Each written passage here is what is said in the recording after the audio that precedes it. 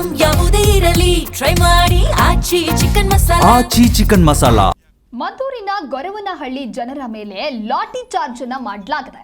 ಪೊಲೀಸರ ನಡೆಯ ವಿರುದ್ಧವಾಗಿ ಗೊರವನಹಳ್ಳಿ ಗ್ರಾಮಸ್ಥರು ಕಿಡಿಕಾರಿದ್ದಾರೆ. ಗ್ರಾಮಕ್ಕೆ ಪೊಲೀಸರು ಪ್ರವೇಶವನ್ನ ಜನರು ನಿರ್ಬಂಧಿಸಿದ್ದಾರೆ. ಮದ್ದೂರು ನಗರಸಭೆ ಸೇರ್ಪಡೆಯನ್ನ ವಿರೋಧಿಸಿ ಮಾಡ್ತಾ ಇರುವಂತಹ ಹೋರಾಟ ಇದು.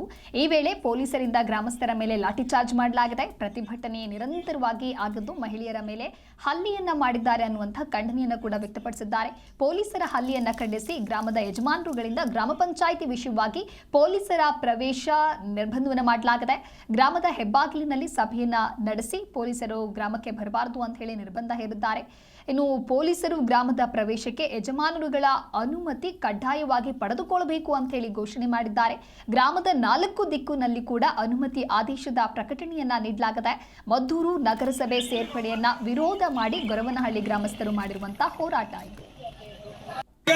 ಎಲ್ಲ ಮಾಧ್ಯಮ ಮಿತ್ರರು, ಅದು ಹೊಸ ಕಮಿಟಿಯಲ್ಲಿ ಅಧ್ಯಕ್ಷರಾದಂತ ನಂಜಪ್ಪನವರು, ಕಾರ್ಯದರ್ಶಿಯಾದಂತ ಚಕ್ರಪಾಣಿಯವರು, ವೆಂಕಟೇಶ್ ಅವರು, ಇಡೀ ಸಮೂಹವೇ ನಮ್ಮೂರಿಗೆ ಇವತ್ತು ಆಗಮಿಸಿದ್ದಾರೆ.